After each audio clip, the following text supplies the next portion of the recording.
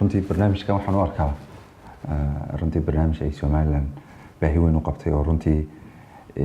wacyiga ummadda kor u qaadaya hadday tahay dhalinyarta hadday tahay waayeelka hadday tahay aqoonyahanka laftiisa runtii barnaamijkan waxaan u arkaa aan dana kale laga lahayn laakiin in ummadda wacyigeeda kor loogu qaado ummadina waxay horumartaa hadday wacyigeeda uu fiican yahay aqoonteeda yani aqoontii wacyi wuxuu kale qofku intee leeg buu wax arki karaya runtii waa barnaamij aan oran karayo wax weyn buu taraya da'yartan faraha badan ee u baahan jihaynta maadaama nahay Somaliland dal urdin ah oo runtii dhalinyaro u badan dhalinyartaas waxay u baahan yihiin inay si u fikirayaan si wax u qiimeynayaan si wax u eegayaan in runtii wax badan la iska weydiiyo ay istaahilaan marka barnaamijka waxaan u arkaa barnaamij runtii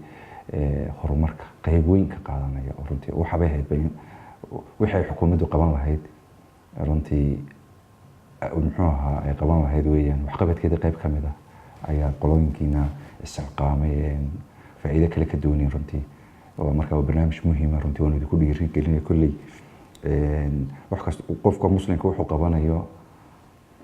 mar walba waa khayr marka xadiis baa jiray muxuu ahaa arrinka qofka muslimka ama muuminka waa khayr mar walba haddii dhibaato gaadhana uu ku sabra haddii wanaag helana uu ku mahadnaqa marka runtii niyadda uu hagaajiyo oo inaad horumarka dalka iyo wacyigelinta guud inuu qayb ka yahay runtii marka waan soo dhaweynaynaa runtii barnaamijka runtii waxaan oran karayaa anigu sidaan jaamacadda uga soo baxayba shaqo kaleba maan qabsan intaba waxaan ogaa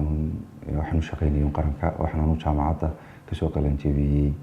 digrigii koowaad 2008 bishii 10aad waxaan dalka ku soo noqday bishii 10aad akhirkeedii 2009 bishii koowaad kowdeedii baan wasaaradda maaliyadda ka shaqo galay runtii ilaa imikana shaqo qaran baan hayay ha kala duwanaatay waxa laga yaabaa booshiisha ugu badan 3 sano fadhiyay marba midba mid ka weyn culays ka weyn ayuu ma soo qaaday marka waxaan u arkaanin dhalinyarnimadiisa intii badnayd imika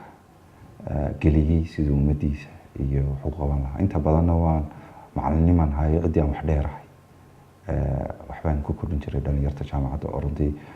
taasba lafteedu waa qarankii oo dhinac waxbarashada laga soo kaabayo xaggan maaliyadda waxaan isleeyahay dadka ugu badan waxaan joogay meelaha ugu badan ee dadka bulshada iyo dawladdu iska gaadho meelaha iska gaadho waxa la yiraahdo waxa ka koowa booliska maxkamadaha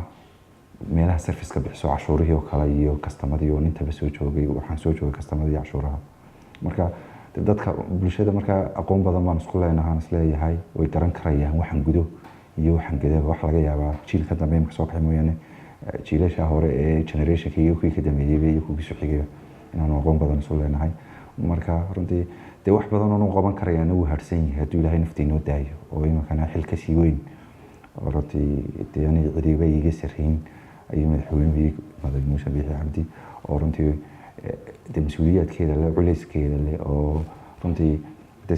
systemka dawladnimaduna waa sida qofka jirkiisa oo kale qayba wadnahiya qayba qacmihiya qayba lugihiya isku wada xiran marka meel waliba uu baahan yahay dawlad oo isku wada baahan marka qaybtan joogo oo runtii horumarka dalka iyo in maalgashi la sameeyo oo shaqo abuur dhasho oo dhaqaalaha koboc yeesho ayaan joogaa runtii ismalihi aqoon kaaga dhimani way jirtaa aqoon iga dhiman laakiin daymanka adduunkii wuu fududaaday oo sheekh Google baa jira oo YouTube baa jira oo wax kasta wad baari karaysa oo siyaasadeedii baad baari kartaa oo istiraatiijiyadeedii baad baari kartaa oo farsamadeedii baad baari karaysa marka runtii wasaaradeeduna dhalinyaro badantay waxaan madaxweynuhu soo magacaabay agaasimo guud oo dhalinyaro oo activity-ga day to day-ga ah wuxuu saaran oo runtii aan ku kalsoonahay waxaan markaas Somaliland bulshadeeda ugu baaqaya anigu qaybtayda aan qaabilsanahay inaan maalgashi maxalliya iyo mid shisheeye aan ku guuleysan karno iyadoo waliba jiraan caqabadaheedu haddana marmarsiiyaan noo noqonayn runtii haddana wax ka keeni weyno waan habranay bay noqonaysaa runtii ujeedada ugu weyn waxa weeyaan sidii aan dalka qaybtayada aan uga soo bixin wixii horumar leeyahay runtii horta dadku ma dawladnimada waxay u yaqaanaan ashkhaas xilal loo dhiibay wasiiro iyo agaasimayaal. dawladnimadu way ka weyn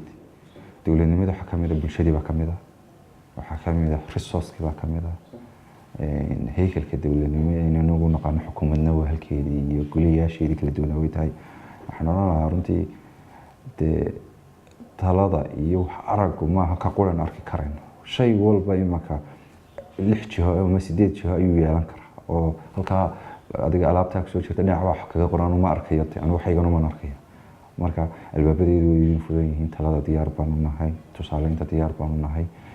horumarka haddii wax gacmaha la isqabsado xitaa mucaaradnimada waan ogolnahay laakiin mucaaradnimada wayna noqotaa mid constructive ah oo wax dhisaysa oo dhansa saasaad u qabateen saasa ka qurux badnaan lahayd wayna ku dhiirigelinayaa runtii halka ka wada shaqadaas xilqaabka ee wadaan halka ka wadaan waanaad ku mahadsantiin ilaahayna miisaankiina xasanaadka idinku rido biin ilaahi tacaala.